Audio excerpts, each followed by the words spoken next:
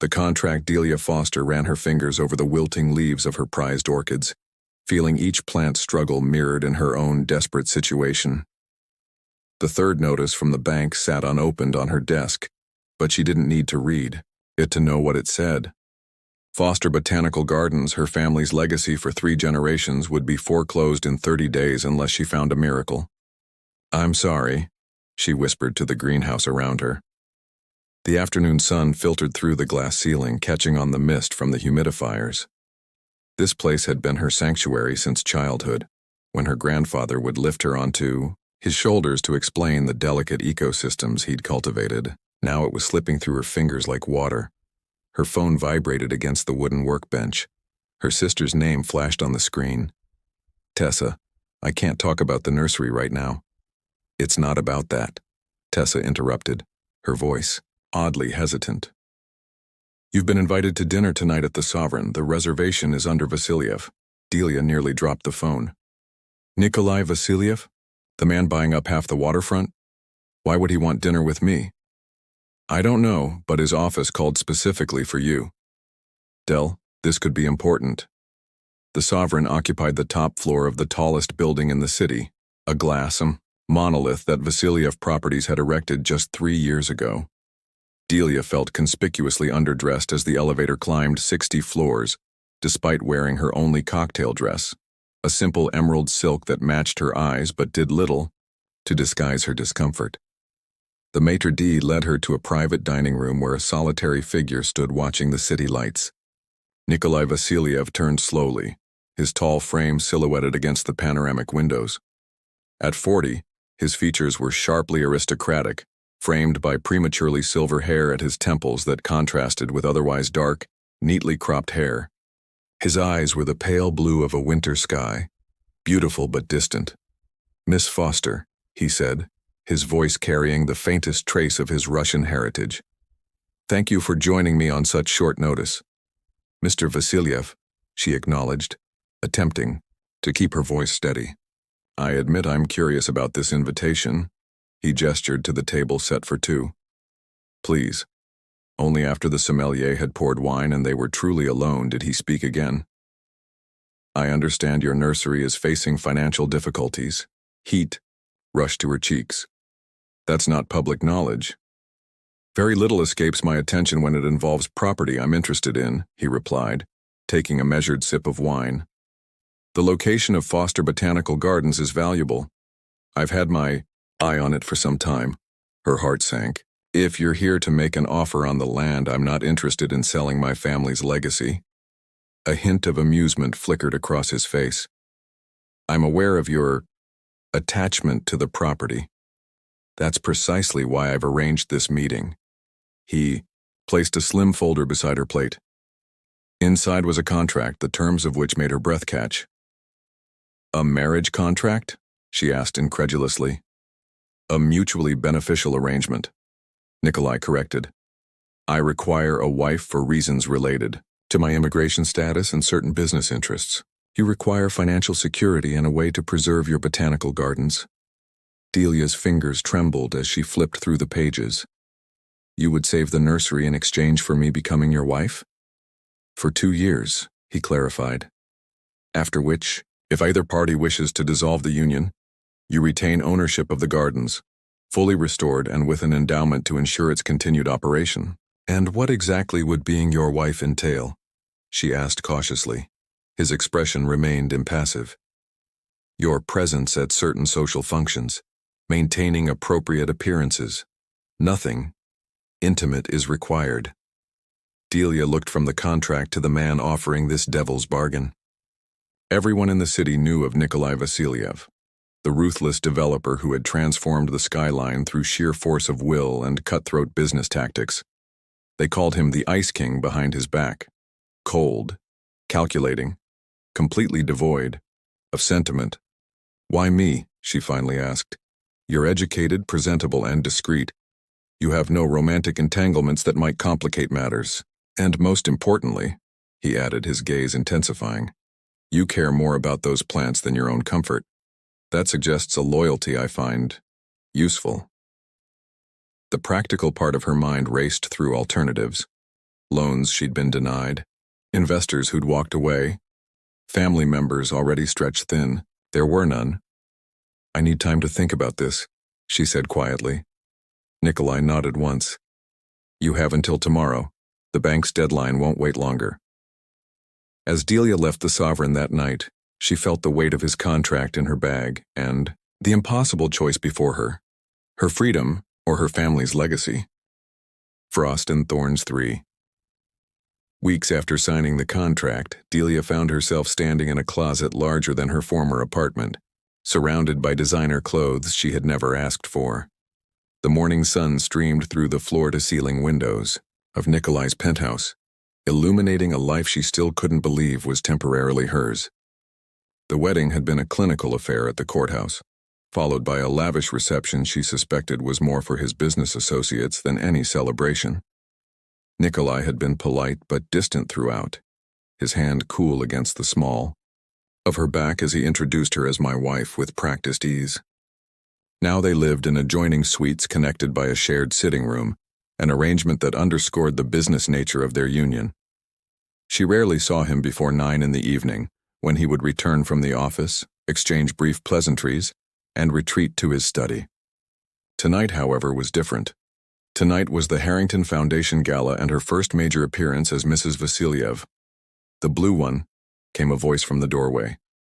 Nikolai stood there, already impeccable in his tuxedo, gesturing to a midnight blue gown hanging apart from the others. Delia touched the luxurious fabric. "I was thinking of the red." "The blue complements your eyes," he said matter-of-factly, "and coordinates with what I'm wearing." He checked his watch. "The car will be ready in 30 minutes. After he left, Delia sighed and reached for the blue dress. This was part of the arrangement, she reminded herself, her autonomy in exchange for saving everything she loved. The ballroom of the Grand Metropolitan Hotel glittered with crystal chandeliers and the jewelry of the city's elite. Delia felt eyes, following her as Nikolai guided her through the crowd, his hand possessively at her waist. "Nikolai, you sly devil." A ruddy-faced man with an expensive watch clapped him on the shoulder. "So the rumors were true. You finally took a bride." "Harrison," Nikolai acknowledged coolly. "May I introduce my wife, Delia?" Harrison Blackwood's gaze traveled over her with undisguised assessment. "Quite a departure from your usual type. Although I suppose there's something charming about." He paused. "Simplicity." Delia felt her cheeks burn at the thinly veiled insult. But before she could respond, Nikolai's grip tightened slightly at her waist. "My wife holds dual doctorates in botany and environmental science," he stated, his tone deceptively casual. "Her research on sustainable urban ecosystems is being considered for implementation in 3 major cities. I'd hardly call that simple, Harrison." Blackwood's smile faltered.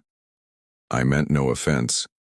"None taken," Nikolai cut him off smoothly, steering Delia away. "We should greet our other guests." She waited until they were alone by the champagne fountain before asking, "How did you know about my research proposal? I never mentioned it." Something flickered in his winter blue eyes. "I make it a point to know everything about my investments." "Is that all I am to you?" "An investment?" The words escaped before she could stop them. Nikolai considered her for a moment. "You are what we agreed you would be. Nothing more, nothing less." Throughout the evening, Delia observed her husband from a distance when they were separated. In business circles, he was indeed the man rumors described, calculating, imposing, brooking no foolishness. She watched, him end a conversation with a developer who went pale at whatever Nikolai had whispered to him. Later, she overheard snippets about a rival company he had systematically dismantled after they attempted to undercut one of his projects. Yet there were inconsistencies that puzzled her.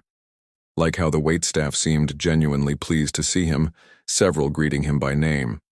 Or how he quietly slipped his dessert to a wide-eyed child at a neighboring table when her parents weren't looking. On the drive home, Delia found herself studying his profile in the dim light of the car. "You donated $5 million to the Children's Hospital tonight," she noted. "That wasn't in the press package your team prepared. Publicity wasn't the point," he replied without looking at her. Then what was? He turned slightly, his expression unreadable. My mother died of leukemia when I was 8. The hospital's new oncology wing will help ensure other children don't share that experience. It was the first personal detail he had ever shared with her, dropped like a stone into still water before the conversation moved on to schedules and appearances. Back at the penthouse, Delia paused at the door to her suite. "Thank you," she said quietly, "for what you said to Harrison about my work." Nikolai loosened his bow tie, his gaze distant. "I merely stated facts. Your academic credentials are impressive. Still, you didn't have to defend me. You're my wife," he said simply, as if that explained everything. "Publicly questioning my choices reflects poorly on my judgment. I was defending myself." Delia nodded slowly, recognizing the dismissal in his tone. "Of course. Good night, Nikolai." In her room, she removed the blue dress and hung it carefully, running her fingers over the fabric he had chosen specifically to match her eyes.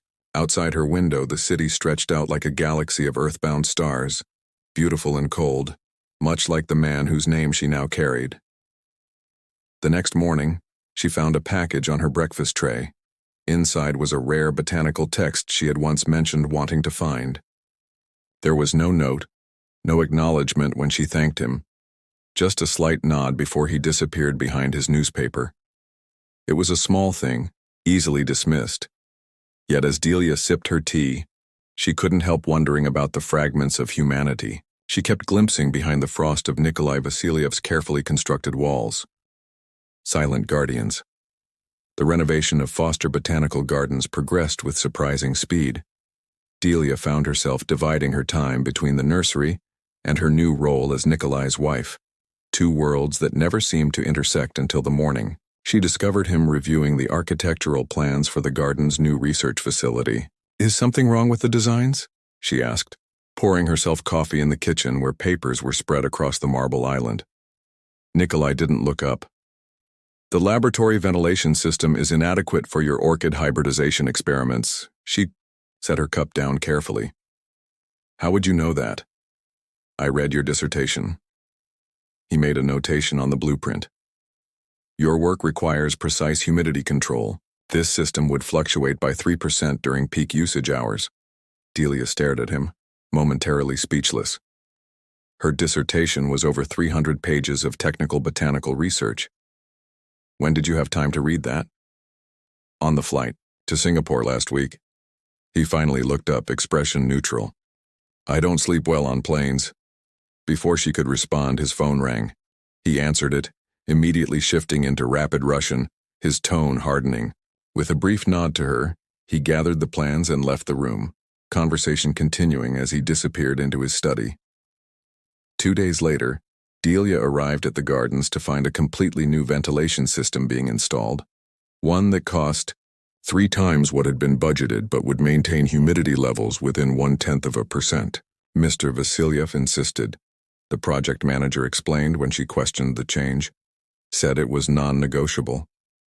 This pattern continued over the following weeks.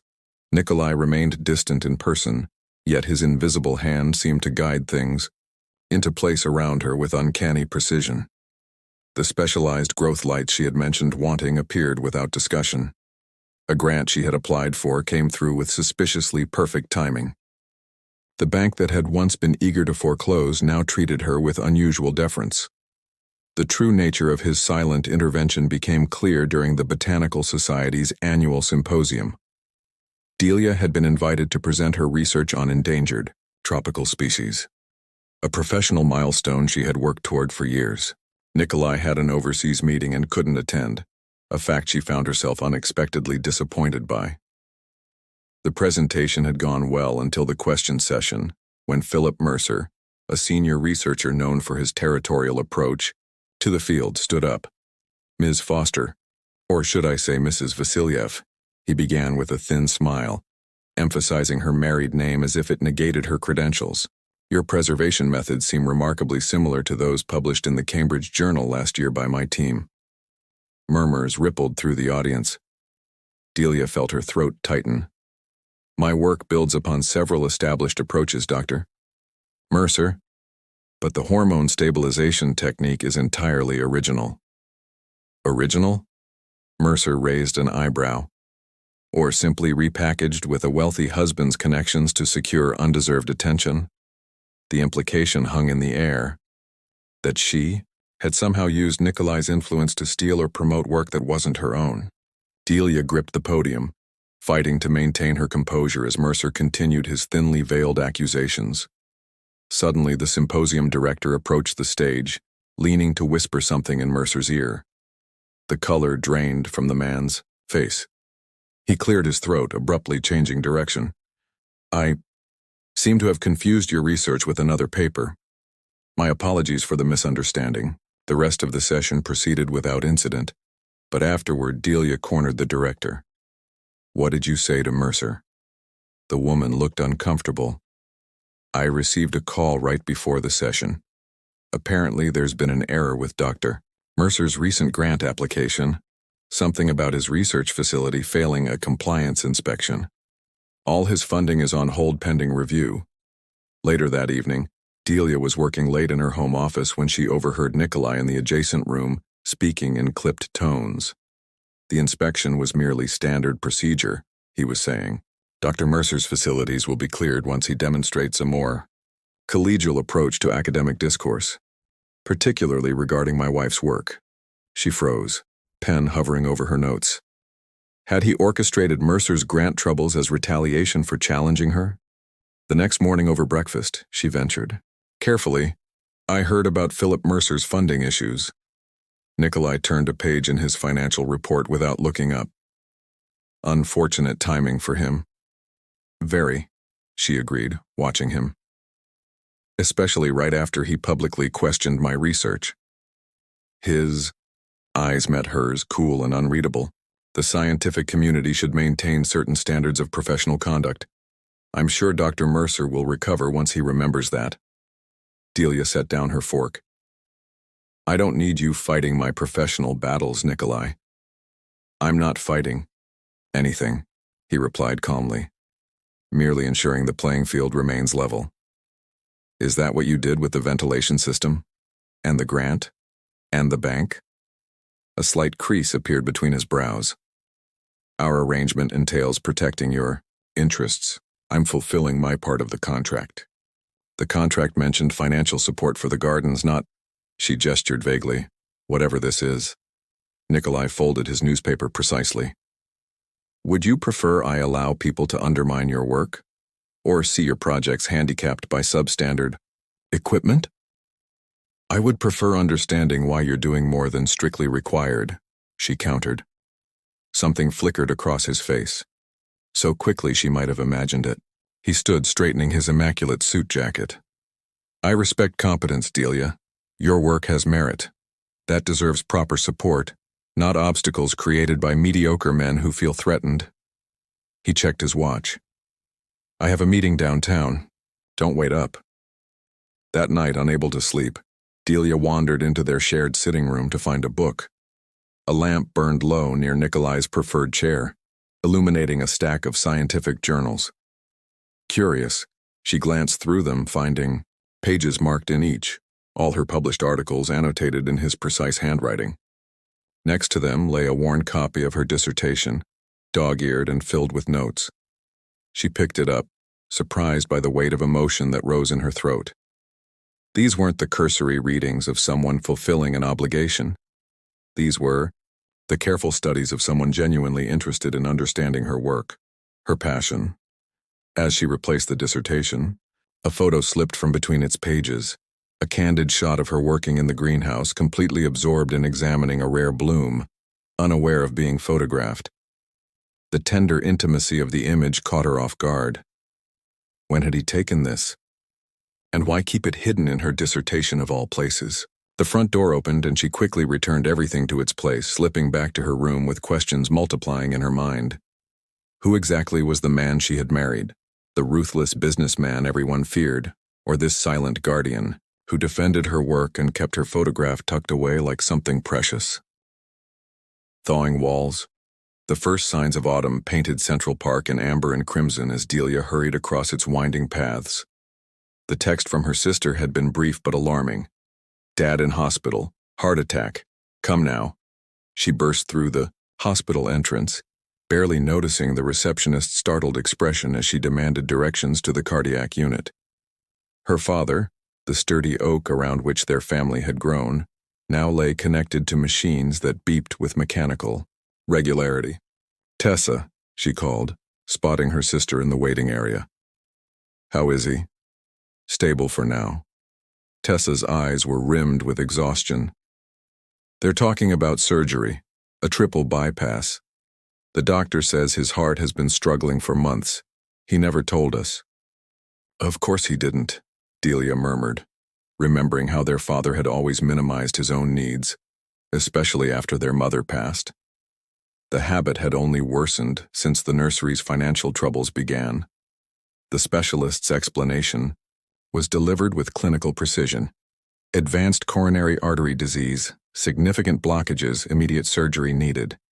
Then came the inevitable discussion of costs. Specialized surgeons, post-operative care, cardiac rehabilitation. "Insurance will cover part," Tessa whispered, as they sat by their father's bedside while he slept. "But the deductible alone is $20,000, and the best surgeon isn't in network." Delia squeezed her sister's hand. "Don't worry about money right now. I'll handle it." Later, pacing the sterile hallway while making calls, Delia calculated figures in her head. The renovation of the gardens had consumed most of the funds Nikolai had allocated. Her personal savings wouldn't come close to covering the specialized care her father needed. She would have to ask Nikolai for more money, a thought that twisted uncomfortably in her stomach. Their arrangement had been clear, the terms specific.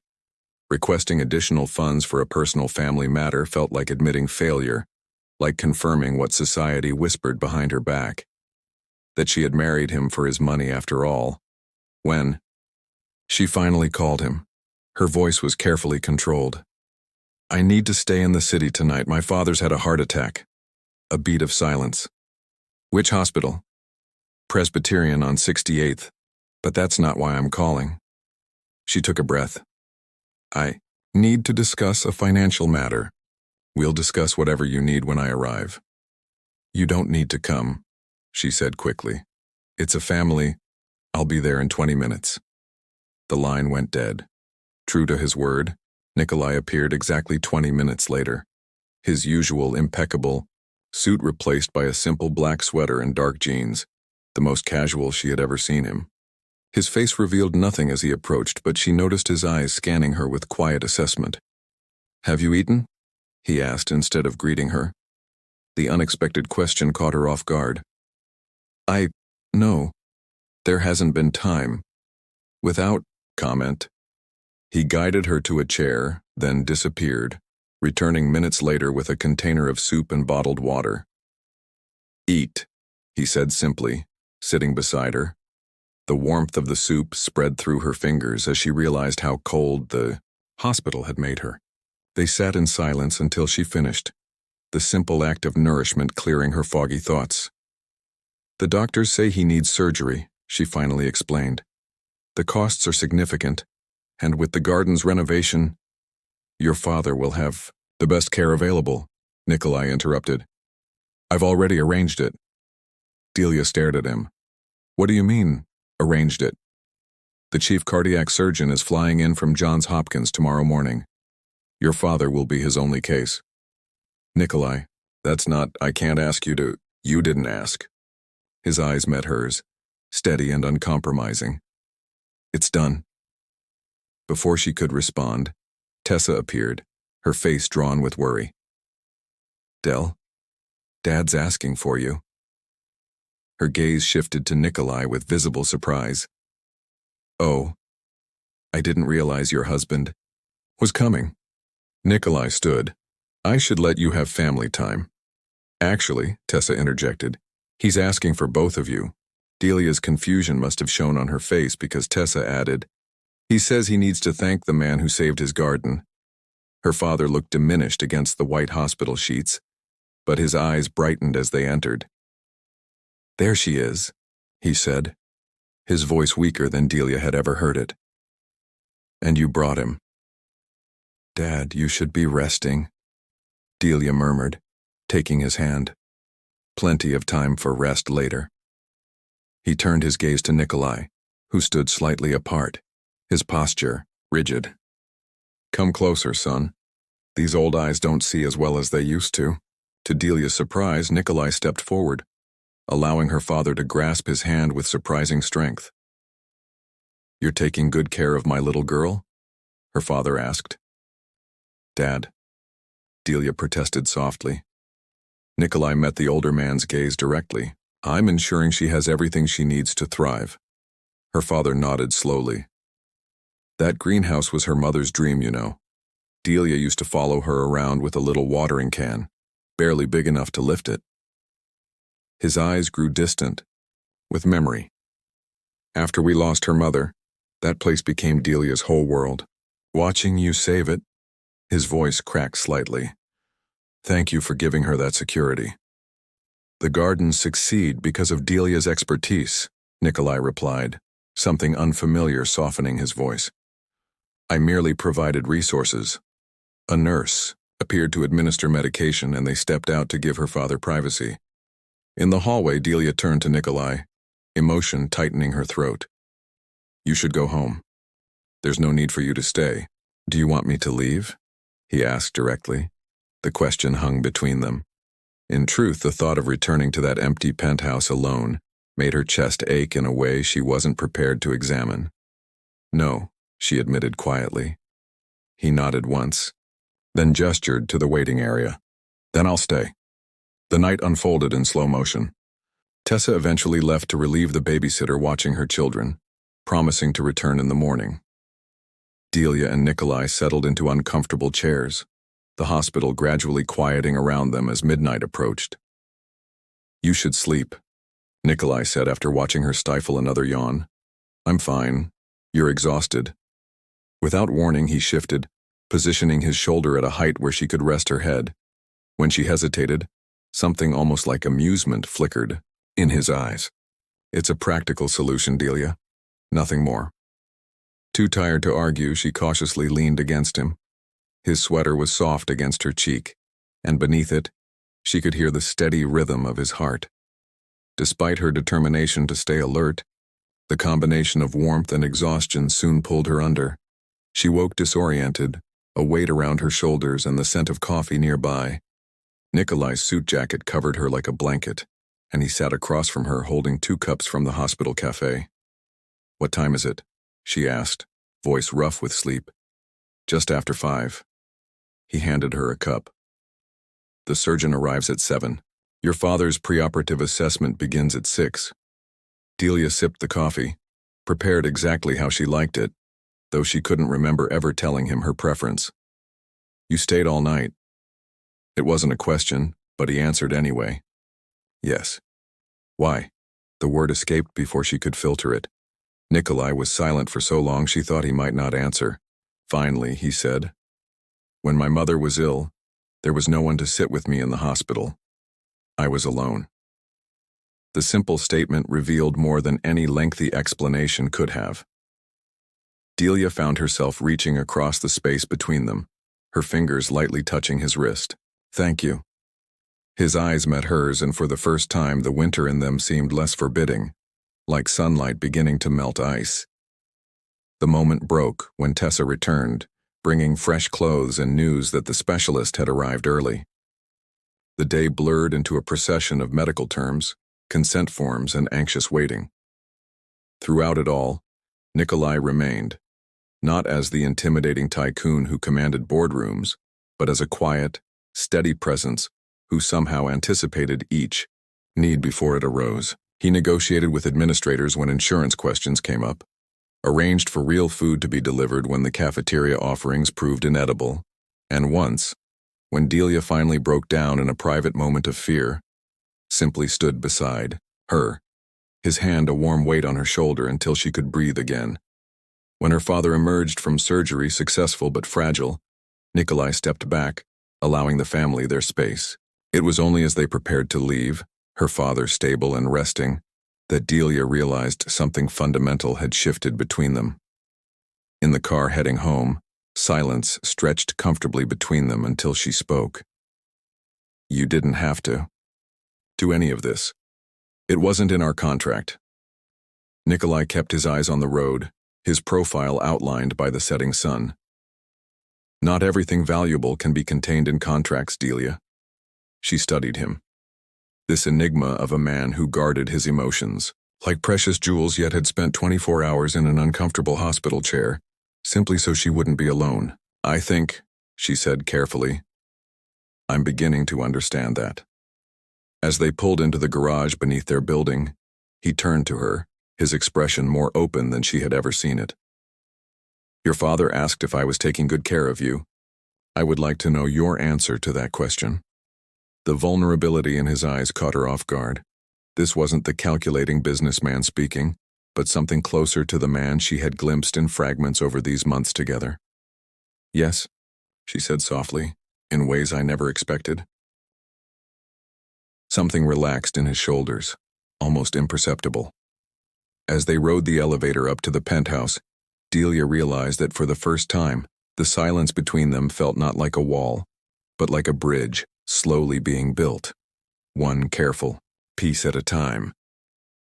Blooming truth winter descended on the city, transforming the penthouse windows into canvases of frost each morning. As December deepened, Delia found herself working later at the gardens, overseeing the completion of the new research facility, while navigating the unexpected evolution of her marriage.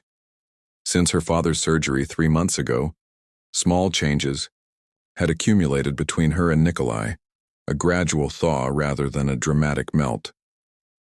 Dinners shared more frequently, conversations that stretched beyond practicalities, the occasional brush of his hand against hers, lingering a moment longer than necessary. Nothing was spoken aloud, this shift in their carefully contracted relationship. Yet Delia found herself watching the door each evening, listening for his key in the lock with an anticipation that both thrilled and terrified her. Tonight, she had stayed late at the greenhouse, losing track of time while finalizing preparations for the official reopening of Foster Botanical Gardens. Tomorrow would mark 1 year since she had signed Nikolai's contract, a milestone that now filled her with a strange mixture of accomplishment and dread. Half their agreed term had passed. In another year, their arrangement would conclude, and she would need to decide whether to dissolve their union. The thought no longer brought the relief she had once expected. Snow was falling as she finally left, fat flakes illuminated by streetlights. Her phone vibrated with a text from Nikolai. Working late, don't wait up. Delia felt a flicker of disappointment as she tucked the phone away. The garden's grand reopening was tomorrow, and while she hadn't explicitly asked him to attend, she had hoped. She shook away the thought. Their relationship wasn't about emotional support or shared celebrations. It was a business arrangement that happened to be functioning well for both parties. Nothing more. The penthouse felt cavernous and empty when she arrived. Shrugging off her coat, she noticed a small package on the entry table, wrapped in simple green paper with her name written in Nikolai's precise handwriting. Inside lay a delicate, silver necklace from which hung a perfectly rendered silver orchid, a miniature replica of the rare species she had been working to preserve. A small card accompanied it. For tomorrow. And Delia traced the petals with her fingertip, throat tight with emotion. He had remembered. Morning arrived with clear skies and fresh snow. The gardens had been transformed for the reopening celebration, pathways cleared, the new glass research facility gleaming in the winter sunlight, and the central conservatory filled with the tropical warmth Delia had fought so hard to preserve. Guests began to arrive, botanical researchers, environmental donors, city officials. Delia touched the silver orchid at her throat, scanning the crowd for a familiar tall figure. Nikolai had texted that he was delayed in a meeting but would try to make it. She told herself the nervous flutter in her stomach was simply opening day jitters. Quite an achievement, came a voice at her elbow, especially for someone who needed a wealthy husband to make it happen. Delia turned to find Philip Mercer, the researcher who had publicly questioned her work months ago. His smile didn't reach his eyes. Dr. Mercer, she acknowledged coolly. I'm surprised to see you here. I wouldn't miss it, he replied, sipping champagne, especially since this may be your last professional triumph. Something in his tone made her pause. What exactly does that mean? Mercer's smile widened. You haven't heard? Your husband's company is being investigated for financial irregularities. The authorities are particularly interested in how certain personal projects were funded. His eyes flicked meaningfully to the gardens around them. Cold fear trickled down Delia's spine. That's absurd. Is it? The Ice King has made many enemies. Some of us have simply been waiting for the right moment. He leaned closer. When Vasiliev falls, and he will, everything connected to him goes down too, including this place, including you. Before she could respond, a board member approached to introduce a potential donor, and Mercer slipped away with a mocking toast in her direction. The celebration continued around her, but Delia moved through it mechanically, Mercer's words echoing in her mind. Was it true? Was Nikolai under investigation? And if so, was it because of the money he had spent on the gardens, on her? By late afternoon, as the event wound down and Nikolai still hadn't appeared, worry had solidified into certainty. Something was wrong. She was preparing to leave when Tessa rushed toward her, face pale. Del, have you seen the news? Delia's stomach dropped. What news? Tessa held out her phone, displaying a business headline. Vasiliev Properties raided by federal agents. CEO Nikolai Vasiliev questioned in fraud investigation. The world seemed to tilt beneath her feet. I need to go, she managed, gathering her coat. Del, wait. There's more, Tessa called after her. They're saying the investigation started because of financial transfers to the gardens. They're claiming he laundered money through your restoration project. The drive home passed in a blur. At the penthouse, Delia found Nikolai's study door closed, voices murmuring behind it. She paced the living room until finally, an hour later, the door opened, and two men in suits exited, nodding curtly as they passed. Nikolai stood in the doorway of his study, looking more exhausted than she had ever seen him. The perfect composure he always maintained had frayed at the edges. His tie loosened, a shadow of stubble on his jaw, tension lining his mouth. You missed the reopening, she said, quietly unsure how to begin. There were complications. His voice was carefully neutral. I heard. Philip Mercer seemed particularly well informed about your legal troubles. Something hardened in Nikolai's expression. Mercer. Of course. He moved to the bar, pouring himself a drink with controlled precision. He's working with Harrison Blackwood. They've been looking for ways to discredit me for months. Because of what you did to them after they insulted me? He didn't answer directly. The allegations are baseless. My lawyers will handle it. Will they? Delia stepped closer. Mercer said the investigation focuses on the funding for the gardens. My gardens, Nikolai. He set down his glass, turning to face her fully. This has nothing to do with you. It has everything to do with me. The force of her own emotion surprised her. If you're being investigated because of money you spent on my behalf, I'm being investigated because I made powerful enemies, he interrupted. Enemies who will use any connection, any perceived weakness to bring me down. The word weakness hung between them. Delia felt it like a physical blow. Is that what I am to you? She asked softly. A weakness they found? Something flashed in his eyes, pain or anger, she couldn't tell. That's not what I meant. Then what did you mean, Nikolai? Because from where I stand, it seems like our arrangement has become a liability for you. Perhaps we should accelerate the dissolution clause in our contract. The words tasted like ashes as she spoke them, but pride kept her chin lifted, her gaze steady on his. For a long moment, he simply looked at her, his expression unreadable.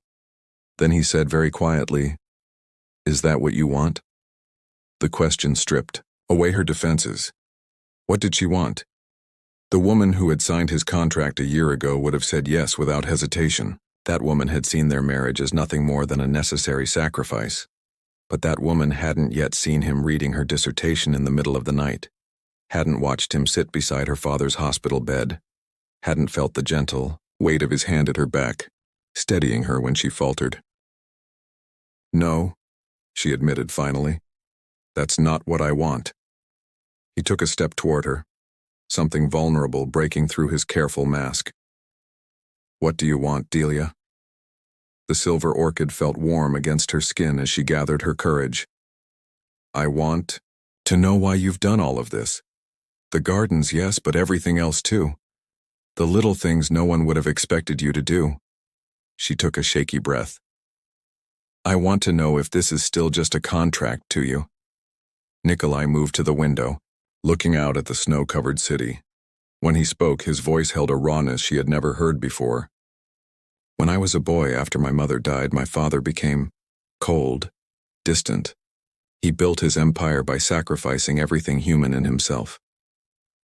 He traced a pattern in the condensation on the glass. I learned from him too well.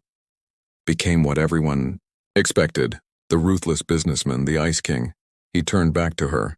"Then you came into my life with your greenhouse full of growing things, caring so deeply it radiated from you like heat. And I found myself—" He hesitated, searching for words. "Thawing." Delia's heart hammered in her chest. "Nikolai, the contract was real," he continued. "I needed a wife for business reasons, but I chose you because you looked at me that first night and saw a person, not just power or wealth." A ghost of a smile touched his lips. "You were terrified but still asked questions no one else dared to ask." He moved closer, close enough that she could see the flecks of darker blue in his eyes. "Everything I've done since then has been because I couldn't bear to see your light dimmed, not by financial worries, not by men like Mercer, not by anything I could prevent." "Why didn't you tell me?" she whispered. "Because our agreement had clear terms. You never asked for more. And if I asked now?" The words barely made it past the tightness in her throat. Something like hope flickered across his face. "Ask." Delia reached up, her fingers tentatively touching his cheek. "I'm asking for the truth, Nikolai. Not what's in the contract. Not what you think I want to hear. Just the truth." His hand covered hers, warm and sure. "The truth is that I love you, Delia Foster Vasiliev. I have loved you since you stood in my office defending your family's legacy with fire in your eyes." He turned his face to press a kiss against her palm. "I never planned to let you go when our 2 years ended. I've just been waiting, hoping you might choose to stay." Tears blurred her vision as emotions she had carefully contained for months finally broke free. "I think I've been falling in love with you since the night you stayed with me at the hospital. Maybe even before that." The smile that transformed his face was like sunrise breaking through winter clouds. Slowly, giving her every chance to pull away, he lowered his head until his lips hovered above hers. "May I?" he murmured. In answer, she closed the distance between them. The kiss was gentle at first, a question asked and answered, before deepening into something that felt like coming home. When they finally parted, Nikolai rested his forehead against hers. "I missed your ceremony today, I'm sorry." "You can make it up to me," she said, smiling through tears. "Tomorrow, and all the days after." "I intend to." His arms tightened around her, starting with dealing with Mercer and his false allegations. "We'll handle it together," she said firmly. "No more silent guardianship, Nikolai. Partners, equal and open." He nodded, a new vulnerability in his eyes that made her heart ache with tenderness. Partners. Outside, snow continued to fall, blanketing the city in pristine white. Inside, wrapped in each other's arms, they began to rewrite the terms of their agreement, not in the formal language of contracts, but in the ancient, universal language of hearts finding their way home. The silver orchid at Delia's throat caught the light as Nikolai kissed her again, both of them finally understanding what had been growing between them all along. Not a business arrangement, but a love as rare and resilient as the flowers she had fought to preserve. A love that, like her precious orchids, had found a way to bloom even in the most unlikely conditions. bringing life and color to what once had been a winter-bound heart.